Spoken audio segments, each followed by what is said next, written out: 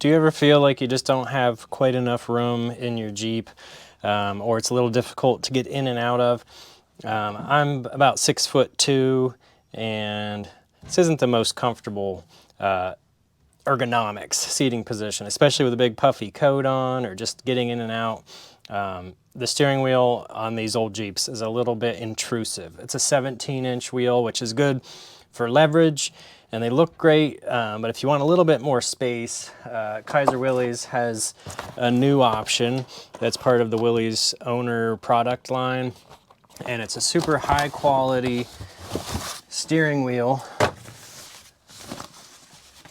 that's just a little bit lower profile. So this is the MB or GPW style wheel with the spokes, and it has the kind of army green with the little knurling on the back, so it's an exact reproduction or an exact replica, but it's just 2 inches smaller. So this is a 15-inch diameter wheel, and it looks great, and it will give you just a little bit more room. So I'm going to, without any real edits, just real quick, I'm going to sit right here, a little bit different style video for me, and remove this wheel and install the new one, and that'll give you a good idea of how much more room. You know, in these cramped little Jeeps, my seat's in the stock position, a little bit goes a long way. So let's just work together and change this wheel out. This shouldn't come off too hard because if you saw my last videos, I just did the power steering conversion on this. And I will say, in doing that conversion, I modified my column bracket just a little bit because you're no longer bound by those holes in the frame that, you know, only move a little bit. I was able to move my column up a little bit to move the steering wheel away, but now I want to make it even more comfortable by going with a little bit of a smaller diameter wheel. So your steering wheel will probably come off a little bit harder than this, but like I said, having them on and off multiple times does help that a little bit. I will also say this steering wheel puller I got from Kaiser Willys has been a lifesaver. I've probably used it a dozen times since I got it. I'll put a link in the description to both the wheel and this puller. I think it's a great price. I think it's right around $100.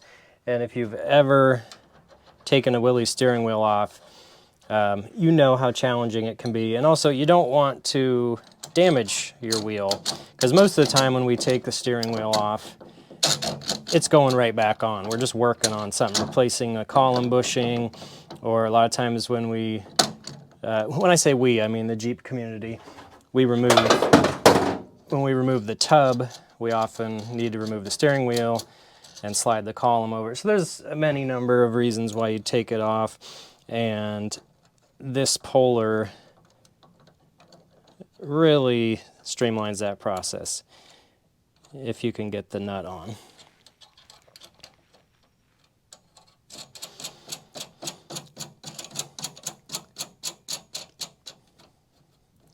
So while I'm working on this, I thought I'd just talk to you a little bit. Getting a lot of questions about the power steering conversion, and it was a great success. I love it. It's working great. I've probably got 150 to 200 miles on it now, and I can't imagine going back. So a lot of the questions are, when's it going to be available? And they're working with the supplier right now to get a date on that. So check the date when this video is posted. At the time of this posting, it's not quite ready yet, but they're working on it, and we have a lot of people that are interested, and they really want to make sure it's a complete, good, tested kit. I'm continuing to give them feedback while I'm, driving this Jeep. It's summer, so I'm putting lots of miles on it, and it's going to be great. Well worth the wait. So just hang tight, follow my channel, follow Kaiser's pages as well, and we'll update that as soon as possible, but we do want to get that available to you. But we want to make sure everything is just right. All right, so got this off. There's a little spring under there, so sometimes it's kind of nice when they come flying at you, but most of the time it's a struggle. So this is an original MB wheel that I picked up at a swap meet back when I built this Jeep. It's in good shape. I love the look of it, but it's just a little bit big. It's a little intrusive. So as I'm preparing this, always put whatever your preferred anti-seize is. I had people hollering at me because I didn't use grease. But I mix a little bit of oil in with my anti-seize to thin it up a little bit. And I found that works great. So then you just take your new wheel. I pulled the Jeep perfectly straight in the garage, so I like one spoke straight up, but there's, I think, 36 splines on this column. So you can really get it just about anywhere you want. So you just got to wiggle it on enough to get your nut started. If it goes on hard, don't rely on that first 1 or 2 threads to draw it on. You don't want to strip out the top of your column. And if you have a horn, mine doesn't have the original horn. My horn's down there. But make sure you account for the, the horn contact and your button and the wire and spring and all that stuff. So then once it's on, just crank it down. I didn't make that, you saw that nut came off very easy in the beginning because that was a temporary install. I didn't want to crank that wheel on there just because I knew I was really excited waiting for this wheel to arrive. So I knew as soon as it got here, I was gonna pop that thing on and just couldn't wait to get it installed. There it is. So look at the difference here. I know 2 inches doesn't sound like a lot, but it's a big improvement. If you move your seat back 1 inch, you're really gonna feel like you're in a different vehicle. So there it is next to the old wheel. It has the same rise, which is, maybe 1.5 inches at the most. So it's not a significant change in the way it's dished. So I mean, that's a big difference. So yeah, I'm digging it. So if I hold it up here to the bottom of the wheel, you can actually see, I'll have to put a tape measure on it. I think it's more than a 2-inch difference. So before this video is over, I'll get a tape measure out and show you, but I just wanted to stay in this camera angle until it's done.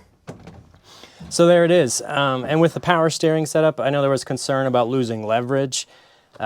Depending on what you do with your Jeep, if you just drive it, for gravel roads and light trails, you're not going to really notice a 2-inch difference. The increased space, you're even going to have a more comfortable, because originally the bottom of my wheel was right against my belt buckle, so I really couldn't get a good grip on it. So it just makes it more comfortable, more natural feel.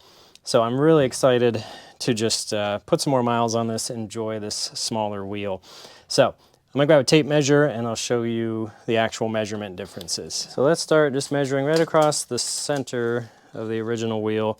So 17.25.